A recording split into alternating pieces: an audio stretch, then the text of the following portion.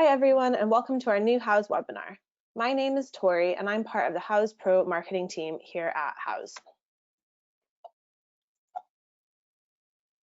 Today, we'll be talking about the Maison&Objet trade show. This September show has been fully digitalized due to the current COVID situation. We've created this webinar as a way for you to stay in touch with all the trends and hear about some of the online seminars that you may have missed.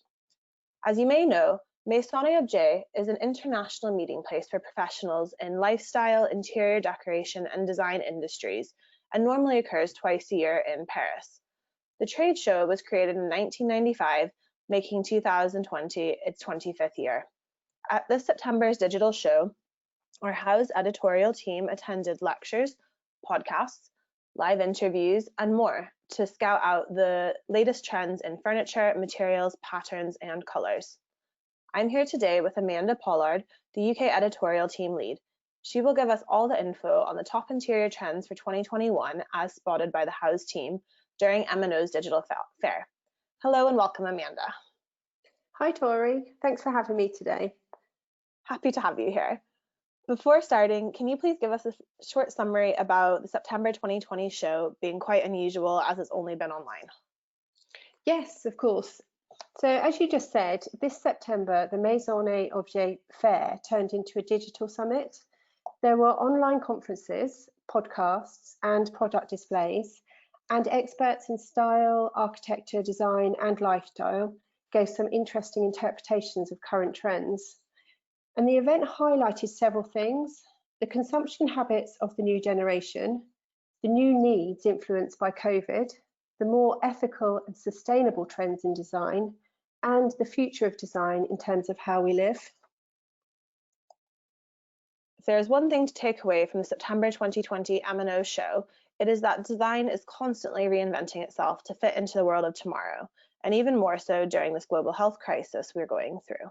In a conference that the editorial staff was able to follow with Philippe Brocart, managing director of the M&O fair, and interior architect Rami Fischler, Rami spoke of the revival of design and felt that we are currently being forced to think in a different way about the world of tomorrow. So to start, let's talk about regeneration, the 2020 theme of the fair and one we spoke about in our previous M&O webinar earlier this year. Yeah, so the trend forecaster Vincent Gregoire spoke to Houzz France in January about how the younger generations want to make the world better, and they're often using digital tools to do so. Their design choices are influenced by ethics, sustainability, well-being, and ways in which they can adapt their spaces to incorporate co-working and co-living. And millennials and Generation Y have grown up in a digital age, so they can embrace this and are using technology to help make their spaces more flexible and more in line with today's needs. We've also noticed that interiors are having a changing priority in our lives, especially due to coronavirus and being in our homes over the past months. Absolutely. So during a talk about post-COVID consumer needs, Anna Mise and Carrera Koenig from the trend agency Fashion Snoops identified 4 emotions that have particularly developed in recent months. And these are anxiety, isolation, fear, and confusion. And to fight them, they identified 4 new needs. And these are recognition, inspiration, empathy, and clarity. So our homes can be designed in a way that help us deal with these negative emotions and make us more resilient. 4 major themes also emerged to define interior trends for the coming year. Can you tell us about them briefly? Yeah, so the first, modularity, is where the house is seen as a place where it will be possible to do multiple tasks, such as working, eating, studying, or playing. And the second is protection, where the home is seen as a place that heals and comforts, so it needs to be healthy and secure. And doing sports at home is also becoming a habit for some, so for this you need suitable furniture. Thirdly, sustainability. So beyond the pandemic, we're aware that there are environmental challenges we need to deal with, so sustainable local solutions with low environmental impact are key. And lastly, lightness. The pandemic and life in lockdown have meant we need a morale boost, and we can provide this in our homes by using colour and some humorous elements, and objects that have happy memories. The editorial staff were able to follow the conference trends of experts Elisabeth Leriche, Francois Bernard, and Francois Delclos. All are unanimous in the fact that consumers are looking for a living environment that is more simple, more ethical, more engaged, full of art and spirituality. All three of them are talking about different trends. Is that right? Yes, absolutely.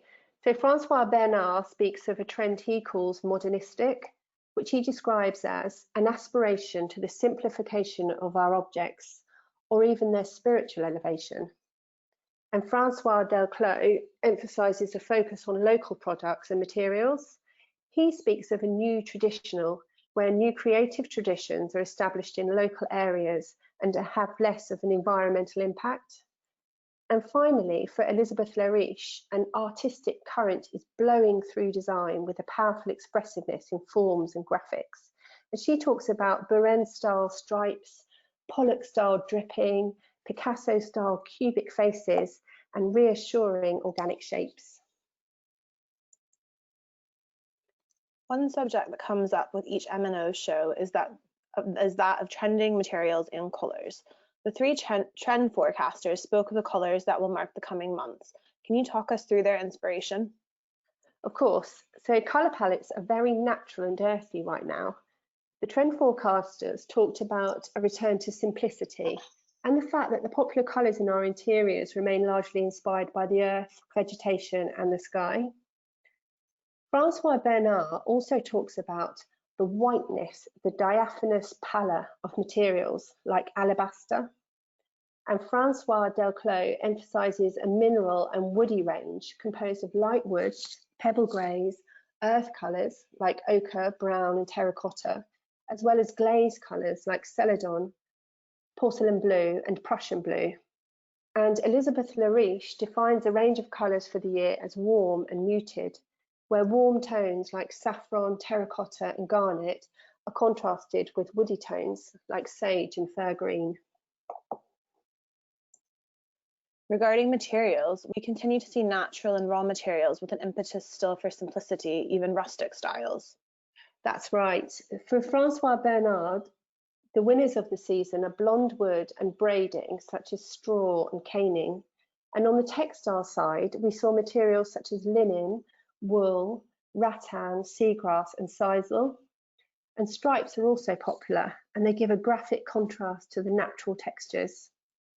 And Elisabeth Leriche emphasises the popularity of ceramics like terracotta and sandstone, as well as stones such as travertine and natural wood, and also blackened metal and coloured glass. To end this webinar, other digital talks you attended were devoted to more ethical values, care, sustainability, and recycling. Can you tell us about these themes quickly? Yes, so in another conference, designers explored the neo-vintage and second-hand trend as a new growth driver for brands. They explained that the pandemic has heightened our focus for ethical design. Consumers are looking for good quality items that can be recycled and have a second life.